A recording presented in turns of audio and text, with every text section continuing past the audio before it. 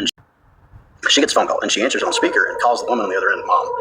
And I'm like, that is very strange. What is going on? And Mom tells her to duct tape me and put me in the dungeon. And I'm thinking in my head, that would be an awful choice of words for somebody who works for a billionaire trying to rebrand this island from what it used to be. Why would you call it the dungeon? The Haitians and the Hispanic dude go to look for duct tape, which they can't find, but they did find flex cuffs. It's like the third red flag. Why the fuck do you have flex cuffs on Epstein Island? All right, we got a wild one for you right now. Listen, the leader of a Memphis nonprofit says he was hogtied and kidnapped this past weekend on Epstein Island, of all places. I used to think that this was a criminal organization that was very sophisticated. And it is, but it's deeper than that. It's a good and evil issue. Maybe not this administration, maybe not this batch of Congress people, but the American people are going to let this one go. And they make me start hopping down this dock. Shit, that's basically what I'm doing. Just think about what it means if we give up on this one.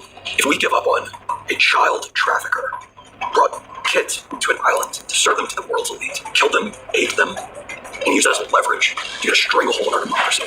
The same fucking government that happened when 9/11 happened when we were growing up and all this shit, and now there's a veil being lifted.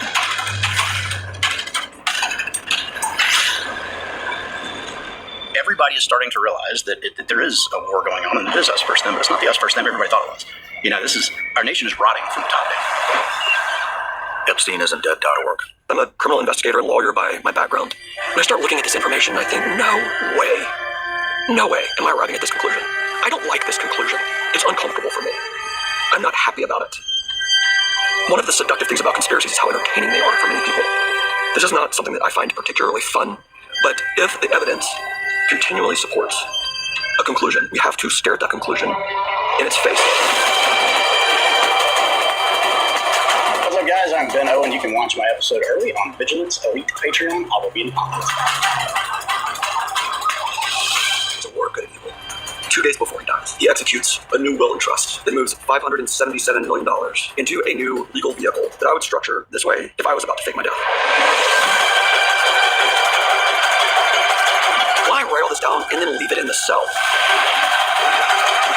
If I'm a billionaire and I buy the world's most notorious island for pedophiles, and I want to rebrand it and change the public perception of it, the very first thing I'm going to do is fire every motherfucker that worked for the last guy who was trafficking kids to the island.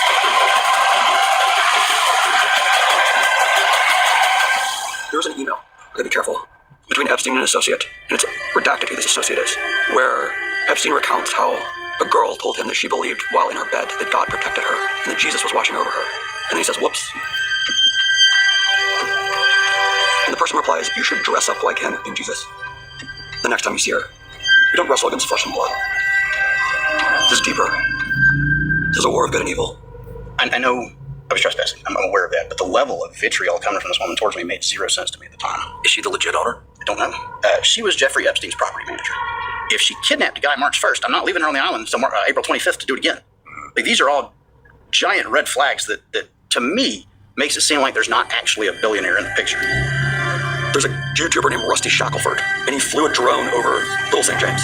And as he flies around, he brings the drone over roughly the middle of the island-ish, and there's some side-by-sides sitting there. And the drone is positioned above these side-by-sides, and there's someone in one of the side-by-sides, in the driver's seat. He leans forward and looks up at the drone, and goes back in that side-by-side. And that person looked like an older gentleman with gray hair that met my threshold of this should be looked at.